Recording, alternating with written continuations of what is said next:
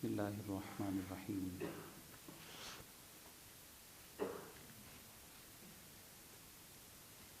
الحمد للہ رب العالمین، والصلاة والسلام علی سید الانبیاء والمرسلین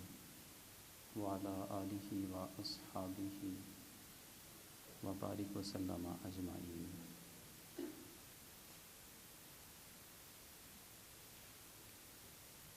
قال اللہ عز وجل فی کلام المجید، بسم اللہ الرحمن الرحیم۔ لقد کان فی قصصہم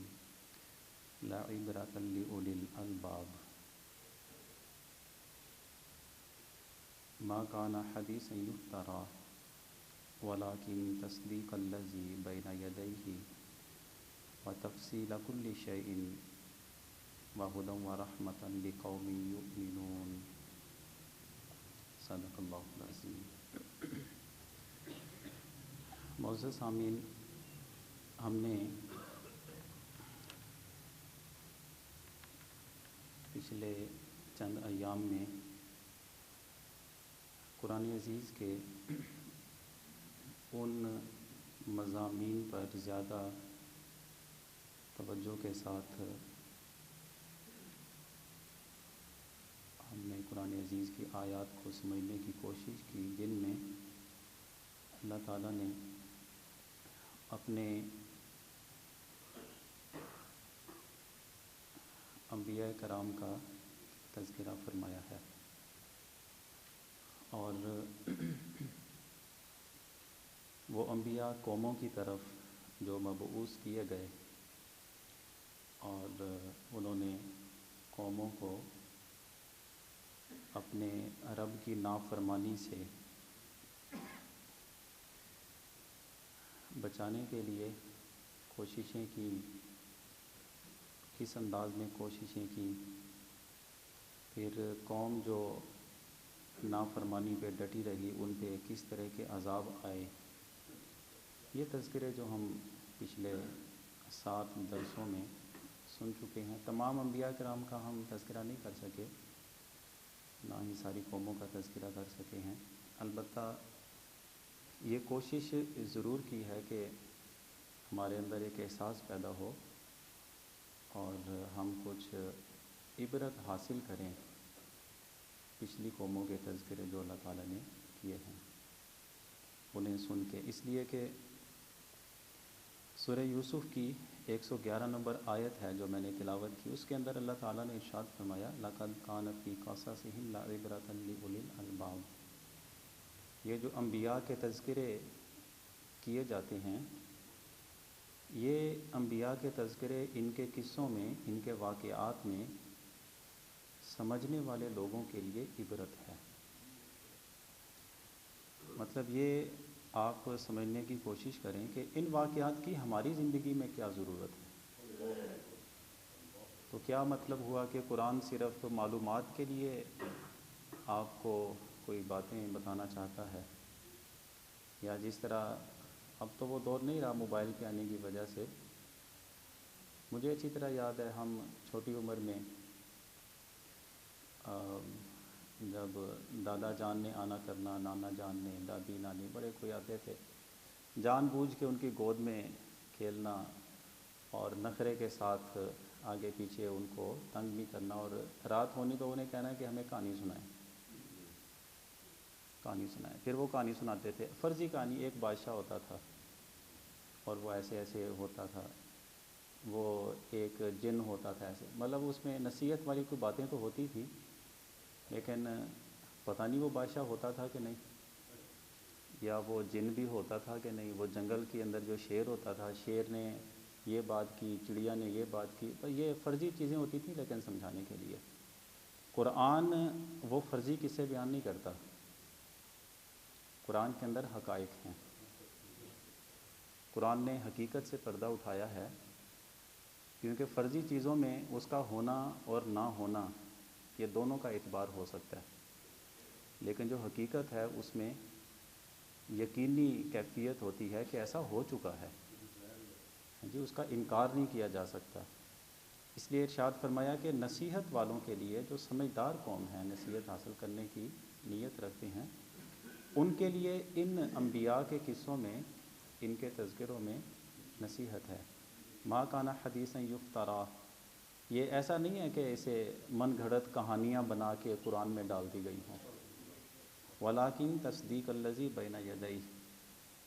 پہلے جو واقعات گزر چکے اور ان کے تذکرے تورات میں، انجیل میں، زبور میں، مختلف صحائف میں بھی آ چکے، قرآن تو ان سب کی تصدیق کرتا ہے۔ وتفصیل کل شیء، اور پھر ہر چیز کو تفصیل کے ساتھ بیان کرتا ہے، ٹھیک ہے، اس کے تمام تر جتنے بھی حقائق ہیں، اس کے اندر جتنے بھی اصل حقائق ہوتے ہیں، اسباب ہوتے ہیں، وہ سارے قرآن بیان کرتا ہے۔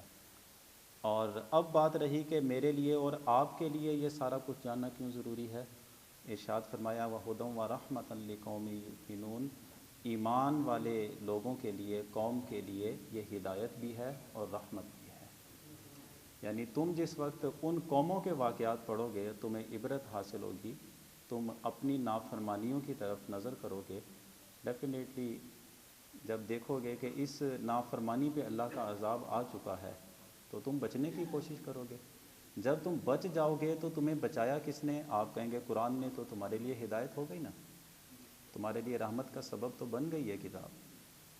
تو اس لیے ہم نے جو اتنے دن لگائے اور قرآنی واقعات ہم نے سمجھے ہیں، تو اس کو ضرور چند ایک حوالے میں نے آپ کے سامنے ذکر کیے۔ آپ سورہ قصص پڑھیں، سورہ انبیاء کی آپ تلاوت کریں، ترجمہ اس کا سمجھیں، آپ سورہ قمر کی تلاوت کریں، ساتھ اس کا بھی ترجمہ سمجھنے کی کوشش کریں۔ ان کے اندر اللہ تعالیٰ نے بہت سارے انبیاء کا تذکرہ کیا ہے، جو صورتیں میں نے آپ کے سامنے، سورہ قصص ہے، سورہ انبیاء ہے، سورہ قمر ہے، آپ ان کا لازمی طور پہ مطالعہ کریں۔ اور پھر حضور سید عالم صلی اللہ علیہ وسلم کے ذمے اللہ تعالیٰ نے خود لگایا فَقْصُصِ الْقَصَصَ لَعَلَّهُمْ يَتَفَكَّرُونَ، اے نبی پہلی قوموں کے واقعات آپ بھی لوگوں کو سنائیں تاکہ یہ غور و فکر کریں، یہ بھی سمجھیں۔ تو اس کا مطلب یہ کیا ہوا کہ ہم قرآن کے ان واقعات سے جو سمجھتے ہیں، اب ہماری ذمہ داری ہے کہ ہم دوسروں کو بھی یہ پیغام دیں، کیونکہ اللہ تعالیٰ نے اپنے محبوب مصطفیٰ کریم صلی اللہ علیہ وسلم کے ذمہ لگایا کہ آپ دوسرے لوگوں کو بھی یہ پیغام سنائیں۔ دیکھیں اس کا جو ہے نا، اصل میں جو فائدہ ہوتا ہے کہ ہم جس وقت یہی چیز دوسرے کو سناتے ہیں تو اور پچھلی قوموں کے تذکرے نام لے کر اور ان کے واقعات بنا کے قرآن سے جو ملتے ہیں، ہم جن سے دوسروں کو سناتے ہیں، اس سے ایک تو یہ ہوتا ہے کہ دوسرے کو نصیحت حاصل ہوتی ہے، اور دوسرا یہ ہے کہ بندہ، ایک تو ہے نا کہ چیز جو اس نے خود پڑھی ہوتی ہے، ٹھیک ہے، اس کی نظروں میں اس کا اثر ہوتا ہے، کسی سے سنتا ہے تو اس کے کانوں میں اس کا اثر ہوتا ہے، جب وہ بول کے اور اپنی پریکٹیکل لائف کی صورت میں کسی کو دکھاتا ہے تو یوں پھر اس کے پورے جسم پہ وہ اس کا اثر طاری ہو جاتا ہے۔ اسی لیے حضرت شعیب علیہ السلام نے جس وقت اپنی قوم کو تبلیغ کی، انہیں جا کر آپ نے سمجھایا تھا، تو آپ نے اپنی قوم کو یہ بتایا تھا یا قوم لا یجرمنکم شقاقی ان یصیبکم مثل ما اصاب قوم نوح او قوم ہود او قوم صالح وما قوم لوط منکم ببعید۔ آپ نے خاص طور پہ جب اپنی قوم کو، حضرت شعیب علیہ السلام نے اپنی قوم کو جس وقت خبردار کیا تھا، تو انہوں نے یہ فرمایا تھا کہ اے میری قوم، میرے ساتھ تمہاری عداوت جو ہے تم لوگوں نے رکھی ہوئی ہے، کہ اسے ہمارے اوپر کیوں فضیلت مل گئی، اسے کون سی خوبی حاصل ہے جو ہمارے پاس نہیں ہے، اسے ایکسٹرا کون سا ایسا کوئی مقام ہے، منصب ہے مل گیا جو ہمارے پاس نہیں ہے۔ تو آپ نے فرمایا کہ میرے ساتھ جو تمہاری عداوت ہے، دشمنی ہے، یہ دشمنی تمہیں اس انجام تک نہ پہنچا دے کہ مثل ما اصاب قوم نوح کے ساتھ جو ہو چکا وہ تمہارے ساتھ بھی ہو جائے، او قوم ہود، جو قوم ہود کے ساتھ ہو گیا وہ تمہارے ساتھ بھی ہو جائے، او قوم صالح، جو صالح کی قوم کے ساتھ ہوا وہ دوبارہ منظر یہ دنیا دیکھ لے، تمہارے ساتھ نہ ہو جائے ایسا، وما قوم لوط، منکم ببعید، اور لوط کا جو وقت گزرا ہے وہ تم سے کچھ زیادہ دور کا تو نہیں ہے، اس کو یاد کر لو۔ یہ قرآن نے طرز بتایا ہے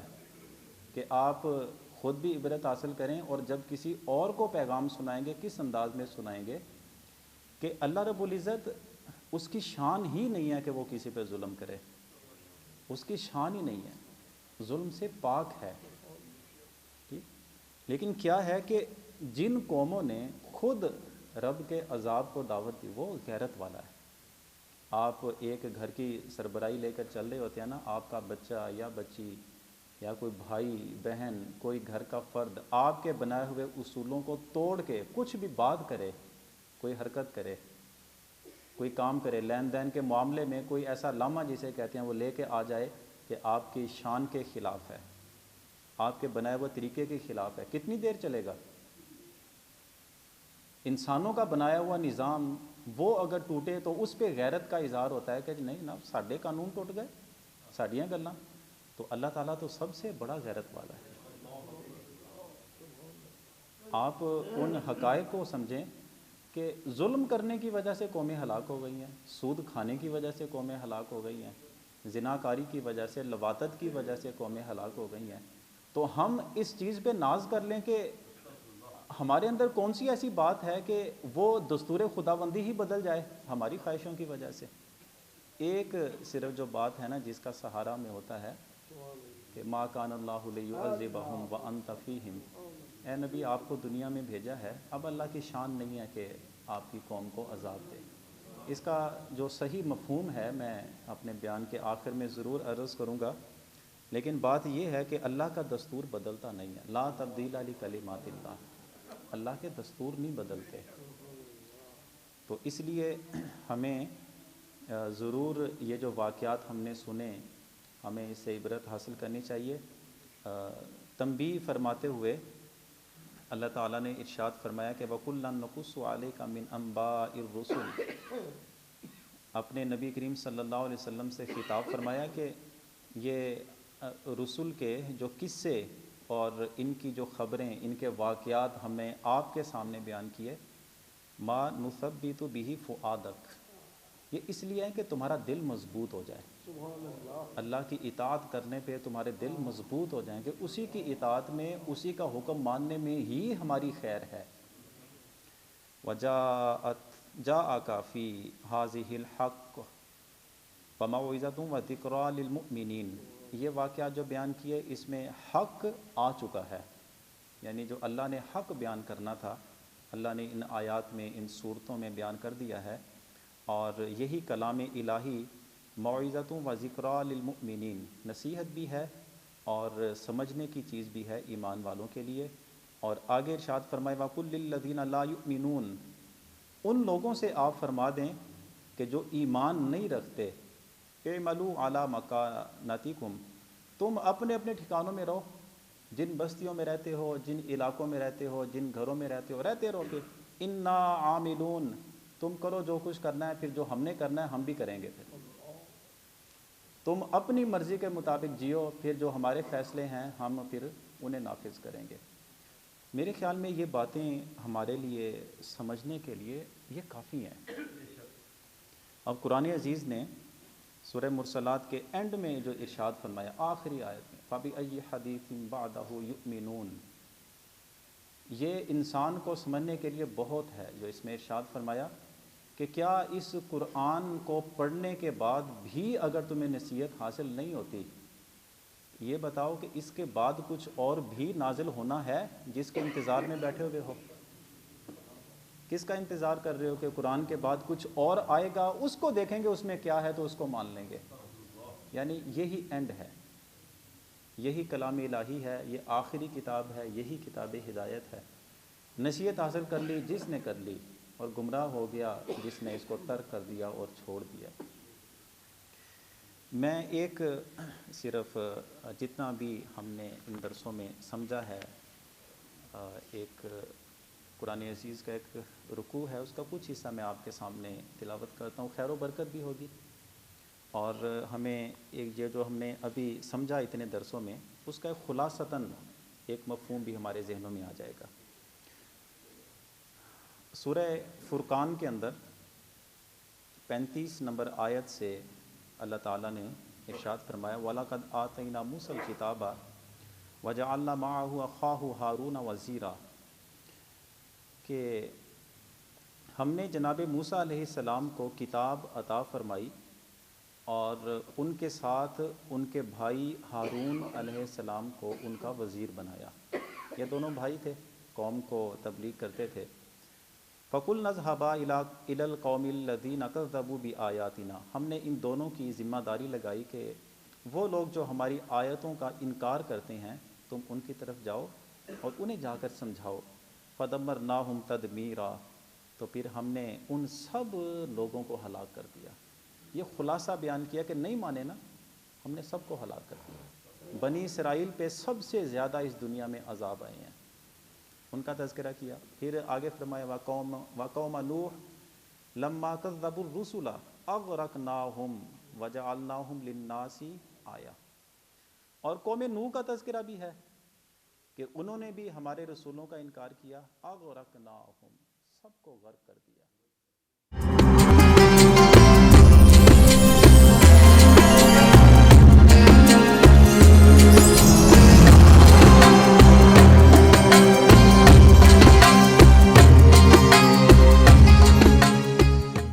ہم نے اسی قوم نوح کے واقعے کو عبرت کے طور پہ چھوڑا ہے۔ لوگ نصیحت حاصل کریں، عبرت حاصل کریں کہ قوم نوح کے ساتھ کیا ہوا۔ وَأَعْتَدْنَا لِلظَّالِمِينَ عَذَابًا أَلِيمًا، اور جو ظلم کرنے والے ہیں ان کے لیے تو ہم نے دردناک عذاب تیار کر کے رکھا ہوا ہے۔ وَعَادًا، اور پھر مختلف قوموں کے تذکرے کیے۔ عاد، اس کا واقعہ بھی تمہارے سامنے، ہود علیہ السلام کی قوم کا۔ وَثَمُود، اور سمود کا بھی، صالح علیہ السلام کی قوم کا واقعہ۔ وَأَصْحَابَ الرَّسِّ، اور کنویں والے لوگ، ان کا بھی تذکرہ واقعہ تمہارے سامنے ہے، یہ حضرت شعیب علیہ السلام کی قوم۔ وَقُرُونًا بَيْنَ ذَلِكَ كَثِيرًا، ان کے درمیان بھی بہت ساری قومیں گزری ہیں۔ وَكُلًّا ضَرَبْنَا لَهُ الْأَمْثَالَ، ان ساری قوموں کے واقعات کو ہم نے بطور مثال پیش کر دیا ہے۔ اللہ وَكُلًّا تَبَّرْنَا تَدْمِيرًا، یہ جتنے بھی گزرے ہیں ان سب کو ہم نے ہلاک کر دیا۔ اس کے بعد پھر قوم لوط کا تذکرہ کیا۔ اللہ اکبر۔ ایک مسلمان کو سمجھنے کے لیے اور نصیحت حاصل کرنے کے لیے اتنی ہی باتیں کافی ہیں۔ اب یہ جو ہمارے ذہنوں میں ہر وقت ایک خیال رہتا ہے، ہر وقت ایک خیال رہتا ہے کہ ہم تو بخشے جائیں گے اس لیے کہ ہمارے نبی کریم صلی اللہ علیہ وسلم نے بہت بڑا ہمیں ایک آسرا دے دیا ہے، اور یقیناً اس فرمان میں کوئی بھی شک نہیں ہے، شفاعتی لأہل الکبائر من امتی، میری امت کے وہ بڑے بڑے گناہ گار جو دوزخ کے مستحق ہو چکے ہوں گے، میں شفاعت کروں گا اور ان کی بھی بخشش کرواؤں گا۔ یہ ہمارے لیے بہت بڑی تسلی ہے، کوئی شک نہیں ہے اس میں۔ لیکن آپ کبھی قرآنی آیات کو سمجھ کے دیکھیں، وہ تعلیمات کن لوگوں کے لیے ہیں؟ ایسے میں چند ایک جو بڑے بڑے گناہ ہیں قرآن کے حوالے سے ان کے جو ترجمہ ہے آیات ہیں آپ کے سامنے میں پیش کرتا ہوں، جس سے ہمیں احساس ہوگا کہ ہماری زندگیاں کتنی گناہوں سے بھری ہوئی ہیں اور بڑی آسانی کے ساتھ ہم اپنی زندگی گزار رہے ہیں، لاپرواہی کے ساتھ۔ سب سے گناہوں میں سب سے بڑا گناہ جو ہوتا ہے نا وہ شرک ہے۔ ٹھیک، شرک ہے۔ شرک دو قسم کا ہوتا ہے، ایک خداوند قدوس کے ساتھ کسی اور کو معبود سمجھ لینا، یہ اعتقادی شرک ہے، اور ایک شرک جو شرک خفی ہے، یعنی جو کام اللہ رب العزت کی رضا اور خوشنودی کے لیے ہونا چاہیے وہی کام لوگوں کو دکھانے کے لیے کیا جائے، یعنی جس میں خالصتاً اللہ کی رضا کی نیت ہونی چاہیے تھی اس میں لوگوں کو بھی شریک کر لیا جائے۔ لیکن شرک اعتقادی کے بارے میں ارشاد فرمایا ان اللہ لا یغفر ان یشرک بہ ویغفر ما دون ذلک لمن یشاء، شرک اللہ معاف نہیں فرمائے گا، اس کے علاوہ دوسرے جو گناہ ہیں اللہ چاہے تو انہیں معاف کر دے۔ اور جو عمل کا شرک ہے فمن کان یرجو لقاء ربہ، جو بندہ اپنے رب سے ملاقات کی امید رکھتا ہے فلیعمل عملا صالحا، اسے اچھے اعمال کرنے چاہیے، ولا یشرک بعبادت ربہ احدا، اپنے رب کی عبادت میں کسی اور کو شریک نہ کر لے۔ اس کا مطلب یہ ہوا کہ عبادت صرف رب کی ہے۔ اب یہ عبادت کسی اور کو دکھانے کے لیے جو کرو گے تو جو عمل تیرے رب نے دیکھنا تھا وہ لوگ بھی دیکھنے میں شریک ہو گئے، یہ شرک، عملی شرک کہلایا۔ فرمایا کہ ایسے نہ ہو جانا، وَلَا يُشْرِكْ بِعِبَادَةِ رَبِّهِ أَحَدًا، اپنے رب کی عبادت کرنے میں کسی اور کو اس میں شریک نہ کر لینا۔ تو یہ عمل کا جو ریاکاری ہے، عمل کا اخلاص جس سے ختم ہو جاتا ہے، یہ بہت بڑا گناہ ہے۔ قیامت کے دن جب حساب کتاب ہوں گے اور لوگوں کو ان کی نیکیوں کا صلہ دیا جائے گا تو ایسے بندے سے کہا جائے گا جاؤ انہی سے جا کر تم مانگو اور انہی سے سوال کرو جن لوگوں کو دکھانے کے لیے کیا کرتے تھے۔ کون ہے جو اس دن کسی کو جی نیکیاں دے؟ وہ تو رب کی بارگاہ سے ملنا ہے جو بھی ملنا ہے۔ نمازیں ترک کرنا، اس کے بارے میں ارشاد فرمایا فَخَلَفَ مِن بَعْدِهِمْ خَلْفٌ، اچھے لوگ تھے ان کے بعد پھر ایسے لوگ بھی آ گئے اور اللہ تعالیٰ نے برائی بیان کی۔ بعد والے لوگ جو آئے اضاعوا الصلاۃ، نمازیں چھوڑ دیا کرتے تھے، ضائع کر دیتے، واتبعوا الشہوات، اپنی جو ان کی اپنی ذاتی خواہشیں تھیں بس انہی خواہشوں کے مطابق ہی زندگی گزارنے لگے۔ فسوف یلقون غیا، یہ سارے غی میں جا کے گریں گے۔ غی دوزخ کی ایک وادی ہے۔ اچھا، اس میں مفسرین نے لکھا کہ نمازیں ضائع کرنے کا مطلب یہ نہیں ہے کہ وہ نمازیں ضائع ہو گئیں، انہوں نے ادا ہی نہیں کی۔ یہاں پر یہ بیان کرنا مقصود ہے کہ وہ لوگ جو نماز چھوڑ دیتے ہیں اور جب بعد میں پھر ان کو احساس ہوتا ہے کہ اوہو میں نے تو نماز چھوڑ دی، پھر وہ پڑھ لیتے ہیں۔ یعنی نماز کو وقت گزارنے کے بعد پڑھنا، اس آیت میں اس کا بیان ہو رہا ہے، نمازوں کو ضائع کرنے والے۔ اور جو بالکل ہی بھول گئے، چھوڑ دی اور کبھی احساس نہ ہوا، ان کا اندازہ لگائیں کہ کتنا بڑا عذاب ہے ان کے لیے۔ ٹھیک، چلیں آگے تھوڑا سا چلیں۔ زکوٰۃ ادا نہ کرنے والوں کے بارے میں ارشاد فرمایا وَلَا يَحْسَبَنَّ الَّذِينَ يَبْخَلُونَ بِمَا آتَاهُمُ اللَّهُ مِنْ فَضْلِهِ هُوَ خَيْرٌ لَّهُمْ، جو اللہ نے لوگوں کو عطا فرمایا ہے اور لوگ اس کے مالک بنے ہیں تو اس دیے ہوئے میں سے وہ لوگ جو خرچ نہیں کرتے، بخل سے کام لیتے ہیں، فرمایا کہ وہ لوگ کیا سمجھتے ہیں کہ ہوا خیر لہم، جو یہ کر رہے ہیں یہ ان کے حق میں بہتر ہے، بل ہوا شر لہم، بلکہ یہ ان کے لیے بدترین کام ہے، سیطوقون بما بخلوا بہ یوم القیامہ، یہی عذاب کی صورت میں گلے کا پھندا بنا کے قیامت کے دن ڈالا جائے گا۔ اچھا، آگے پھر ارشاد فرمایا والدین کی نافرمانی کے بارے میں وَقَضَىٰ رَبُّكَ أَلَّا تَعْبُدُوا إِلَّا إِيَّاهُ وَبِالْوَالِدَيْنِ إِحْسَانًا، تیرے رب کا یہ حکم ہے اور فیصلہ ہو چکا ہے کہ عبادت تم کرنا تو صرف اسی خدا وحدہ لا شریک کی عبادت کرنا، اور اس کے بعد فوراً فرمایا وَبِالْوَالِدَيْنِ إِحْسَانًا، اپنے ماں باپ کے ساتھ اچھا سلوک کرنا۔ ایک اور مقام پہ سورہ لقمان میں ارشاد فرمایا انشکر لی وَلِوَالِدَيْکَ، میرا شکر ادا کیا کرو اور اپنے ماں باپ کا شکر ادا کیا کرو۔ اس کے بعد کیا فرمایا اِلَيَّ الْمَصِيرُ، میرے شکر میں کمی آئی تو یاد رکھنا تم نے آنا میرے پاس ہی ہے، اور اگر اپنے ماں باپ کی ناشکری کی تو پھر بھی یاد کرنا تو نے آنا میرے پاس ہی ہے۔ اب اس سے بندے کو کانپ جانا چاہیے کہ یہ عمل جو نافرمانی کا لے کر رب کی بارگاہ میں جانا ہے، اللہ نے پہلے سے فرمایا میرے پاس آنا ہے، پھر دیکھنا تیرا کیا بنتا ہے۔ زناکاری کے بارے میں ارشاد فرمایا اچھے لوگ جو تھے ان کا تذکرہ کیا کہ وہ لوگ وہ ہیں، نیکیاں بیان کی ولا یزنون، اچھے لوگوں میں وہ بھی ہیں جو زنا نہیں کرتے، اور آگے فرمایا وَمَن يَفْعَلْ ذَلِكَ يَلْقَ أَثَامًا، لیکن جو زنا کر لے تو اس نے بڑے گناہ کا ارتکاب کیا، یُضَاعَفْ لَهُ الْعَذَابُ يَوْمَ الْقِيَامَةِ، قیامت کے دن اسے دوہرا عذاب دیا جائے گا۔ دوہرا عذاب یعنی ایک سنگل اور ڈبل، سنگل عذاب ہی کافی ہے کسی بندے کے لیے، سنگل عذاب ہی کافی ہے کسی بندے کے لیے، اس کو دوہرا عذاب دیا جائے گا۔ اور وَيَخْلُدْ فِيهِ مُهَانًا، اور وہ اس میں رسوائی کے ساتھ وہ ہمیشہ دوزخ کا ایندھن بن کے رہے گا، إِلَّا مَن تَابَ، سوائے اس بندے کے جو اپنی اس غلط حرکت سے توبہ کر لے۔ اچھا، پھر آگے چلیں۔ ارشاد فرمایا ایک اور مقام پہ، یوم تشہد علیہم السنتہم وایدیہم وارجلہم بما کانوا یعملون، کچھ بھی کرتے ہو، نافرمانی کسی بھی صورت میں ہو، آنکھوں سے دیکھ کے کچھ کرو گے نا تو کانوں سے سن کے کوئی نافرمانی ہوگی نا، ہاتھ کے ذریعے سے کوئی عمل ہوگا نا، پاؤں کے ذریعے چل کے جاؤ گے تو کچھ ہوگا نا،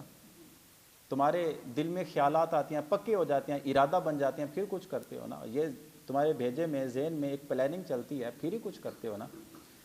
ارشاد فرمایا یاد رکھو یوم تشہد علیہم السنتہم وایدیہم وارجلہم، یاد رکھو وہ دن بھی آنے والا ہے جب تمہاری زبان تمہارے خلاف گواہی دے گی، وایدیہم تمہارے ہاتھ تمہارے خلاف گواہی دیں گے، وارجلہم تمہارے پاؤں بما کانوا یعملون جو کچھ بھی وہ لوگ کر کے آئیں گے یہ اعضاء بتائیں گے۔ میں تو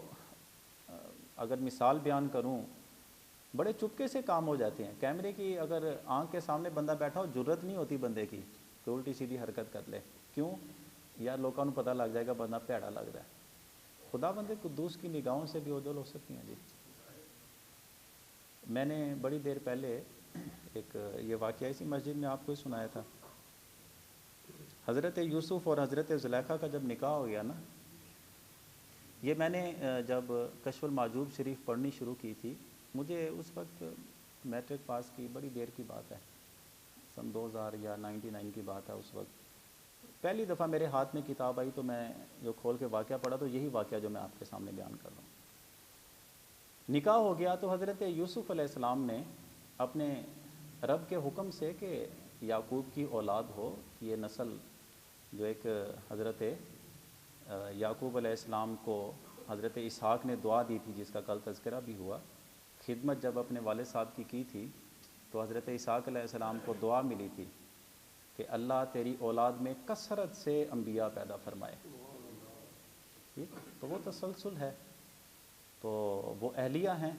جب ان سے بات کی تو انہوں نے منہ موڑ لیا اور ایک جیسے پردہ کرنا ہوتا ہے پردہ کر لیا، تو حضرت یوسف علیہ السلام نے فرمایا کہ میں تیرا ایک زمانہ وہ بھی دیکھ چکا ہوں کہ ایک بدکاری کی خواہش میں تم نے یہ بھی نہیں سوچا تھا کہ ایک وقت کے بادشاہ کی بیوی ہو، کیسی حرکت کرنے لگی ہو، مجھے سب یاد ہے جس وقت تو نے اپنا سارا کچھ لٹ جانے کے بعد تیرا شوہر مر گیا تو اس کے بعد تو نے کیا کیا، اپنی کنیزوں کو دروازے کے باہر کھڑا کرتی تھی، میں اس وقت مصر کا بادشاہ بن چکا تھا، جب تو کہتی تھی کوئی بھی تمہیں آ کر جب یہ بتاتا کہ یوسف آج ہماری گلی کے سامنے سے گزرنے والا ہے تو اس کو تحائف دیا کرتی تھی،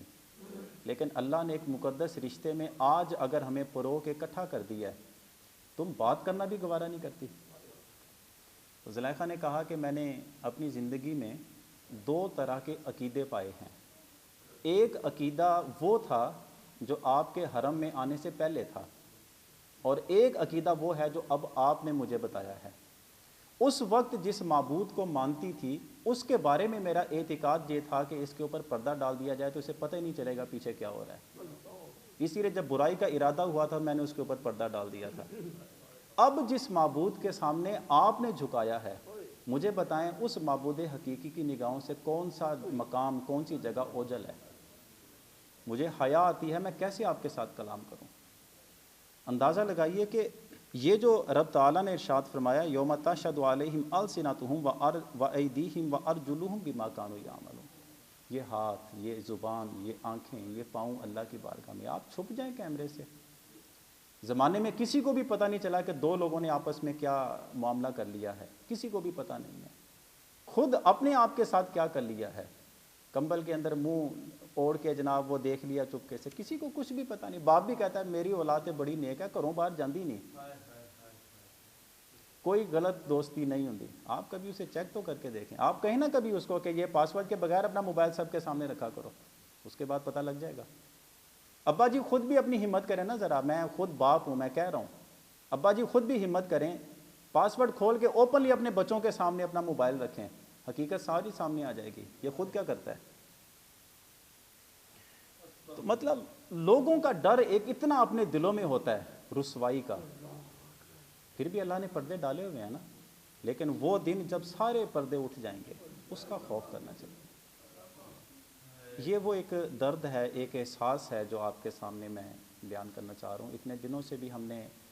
انبیاء کرام کی قوموں کے تذکرے سنے کہ اصل جو اللہ کی بارگاہ میں سرخروئی ہے وہ اس چیز میں ہے کہ جو نبی تمہاری طرف مبعوث ہوئے انہوں نے جو پیغام تو انہیں سنایا اس پیغام کو قبول کر لو، اس کے مطابق اپنی زندگی گزارو، اور جو نبی تمہاری طرف مبعوث ہوئے ان کا پیغام چھوڑ کے کوئی بھی عمل کرو گے وہ نافرمانی ہے۔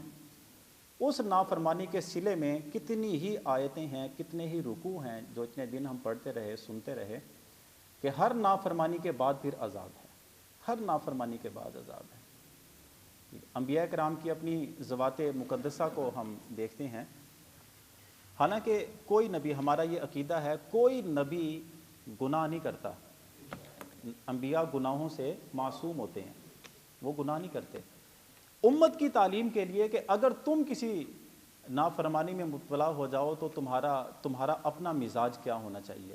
تمہیں کتنی جلدی کرنی چاہیے، اس حکمت کے پیش نظر انبیاء کرام نے کچھ معاملات ہیں جو اپنی قوم کے سامنے رکھے۔ حضرت آدم علیہ السلام، ان کا معاملہ اللہ تعالیٰ نے ارشاد فرمایا وَلَا تَقْرَبَا هَٰذِهِ الشَّجَرَةَ، اس درخت کے پاس نہیں جانا، چلے گئے نا۔ اب اس کے صلے میں کیا ہوا، 200 سال تک اس زمین میں گریہ زاری کرتے رہے، اللہ کے حضور معافی مانگتے رہے۔ حضرت نوح علیہ السلام کا معاملہ، ایک مرتبہ صرف انہوں نے کہا باری تعالیٰ میرا بیٹا بھی ہلاک ہو جائے گا، جی میرا بیٹا بھی، ارشاد فرمایا فَلَا تَسْأَلْنِي مَا لَيْسَ لَكَ بِهِ عِلْمٌ إِنِّي أَعِظُكَ، فرمایا کہ میرے معاملات میں ایسی بات کا سوال نہ کرو اے نوح جس کا تمہیں علم نہیں ہے، انی اعظک، میں تمہیں سمجھا رہا ہوں۔ اثر کیا ہوا، 40 سال تک شرم اور حیا کی وجہ سے آسمان کی طرف سر نہیں اٹھایا،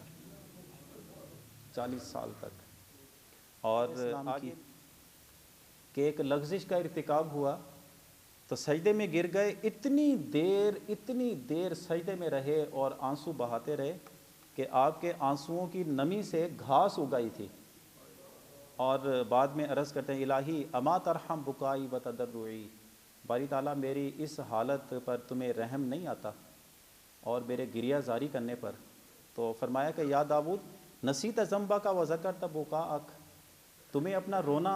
یہ یاد ہے لیکن جو تم نے کیا ہے وہ بھول چکا ہے۔ اللہ اکبر۔ کسی نبی کے اللہ کی بارگاہ میں پکڑ نہیں ہے، کیونکہ نبی سے گناہ نہیں ہوتے، یہ امت کو سمجھانا ہوتا ہے تمہارا مزاج کیا ہونا چاہیے۔ حضرت عبداللہ ابن مسعود نے ارشاد فرمایا جب بندہ چھوٹے چھوٹے گناہوں کو حقیر سمجھنے لگتا ہے، حقیر، یہ کوئی گناہ ہے یار، یہ کون سی بڑی بات ہے یار، اے کوئی بڑا کام ہے، او کی ہو گیا، او چھڈ یار ہے بھی کوئی گل ہے، جب حقیر سمجھنے لگتا ہے، کبھی جھوٹ بولتا ہے، کبھی وہ کوئی اور گناہ کر لیتا ہے، کبھی وہ کوئی اور گناہ کر لیتا ہے، یعنی ایک جھوٹ بول لیا، ایک حرام کا لقمہ کھا لیا، ایک جھوٹی گواہی دے دی، ایک غیبت کر لی، زیادہ نہیں، غیبتیں زیادہ نہیں کرتا، ایک ہی کرتا ہے، جھوٹ زیادہ نہیں بولے، ایک ہی بولا ہے، حرام کوئی زیادہ نہیں کھایا، بس ایک ہی لقمہ کھایا تھا، تو بد نظری کوئی زیادہ نہیں کی، بس تھوڑی سی کی تھی، یہ تھوڑی ملتی گئی، جب سب جمع ہوئی تو وہ بوجھ اکٹھا ہو گیا۔ فرمایا کہ پھر وہ بندہ اس بات کا مستحق بن جاتا ہے کہ اللہ تعالیٰ اسے منہ کے بل گھسیٹ کے دوزخ میں ڈال دے، وہ بندہ اس بات کا مستحق بن جاتا ہے۔ اس لیے ہمیں، میرا مقصد بالکل بھی ایسا نہیں کہ خوف ہی خوف سنایا جائے، نصیحت کی باتیں ہیں، یہ ضرور سمجھنی چاہیے۔ اچھا، پھر جو بندہ اپنے اندر احساس پیدا کر لے اور اپنے گناہوں پہ توبہ تائب ہونے کے لیے اپنے رب کے حضور آ جائے، توبہ کرتا رہے، پھر جو اس سے توبہ حقیقی معنوں میں ہونی چاہیے تھی وہ بندہ کر نہیں سکا، احساس پیدا ہو گیا اس کے اندر، اور بندہ سمجھتا ہے کہ میں نے غلط کیا ہے، اللہ سے معافی مانگتا ہے، لیکن وہ ابھی پروسیس میں ہے، معافی مانگتا ہے اپنے رب سے، ندامت کرتا ہے، لیکن اس کی ندامت اس کو اس درجے پر نہیں لے کے گئی جتنا بڑا اس کا گناہ ہے، لیکن بندے کو احساس ہو گیا نا۔ قیامت کے دن بندہ جب ایسے ہی گناہ لے کر اللہ کی بارگاہ میں جائے گا، حضور نے فرمایا کہ یہ گھبرائے نہ، یہ جو کبیرہ گناہ لے کر بھی آ جائے گا تو ہم شفاعت کر کے اس کو جنت کا مستحق بنوا دیں گے، لیکن اگر ایک بندے میں احساس ہی نہیں ہے، ایک بندے کے اندر بالکل کوئی ذرہ بھر بھی اس کے اندر ندامت نہیں ہے کہ کیا کرتا ہے، کیا بنے گا اس کا۔ اب میرا چونکہ وقت ہو چکا ہے، پھر انشاءاللہ کبھی موقع بنے گا تو آپ کو بتاؤں گا، جس میں حضور نے فرمایا بہت ساری حدیثیں، لیسا منا والی حدیثیں، اس بندے کا ہمارے ساتھ تعلق نہیں، اس بندے کا ہمارے ساتھ تعلق نہیں، ایسی بدعمالی والے کا ہمارے ساتھ تعلق نہیں۔ اللہ نہ کرے اگر کوئی گناہ لے کر ایسے بندے کا، پھر کس کے پاس جائے گا؟ اس لیے اپنے نبی کی جو تعلیمات ہیں انہیں سمجھیے، اور ساری زندگی بس حضور سید عالم صلی اللہ علیہ وسلم کی اتباع میں اور آپ کی پیروی میں، بس اسی میں دنیا بھی سنور جائے گی اور اسی میں آخرت میں بھی ہمارا بھلا ہو جائے گا انشاءاللہ۔ تو میں نے یہ کوشش کی، آپ لوگوں کو بھی میں خراج تحسین پیش کرتا ہوں کہ آپ لوگ اس گلدستے کا حصہ بنیں، اور اس میں ہماری بھی حوصلہ افزائی ہوئی۔ تو دعا کرتے ہیں جو باتیں ہم نے ان سارے دروس میں سنی ہیں، سمجھی ہیں، سیکھی ہیں، اللہ تعالی ہمیشہ ہمیں یاد رکھنے کی توفیق عطا فرمائے، اور ہماری زندگیوں میں جو کمیاں ہیں، کوتاہیاں ہیں، تو اللہ تعالیٰ ان سارے دروس کی روشنی میں ہم نے جو سمجھا ہے، ہمیں وہ کوتاہیاں دور کرنے کی توفیق عطا فرمائے۔ وآخر دعوایا ان الحمد للہ۔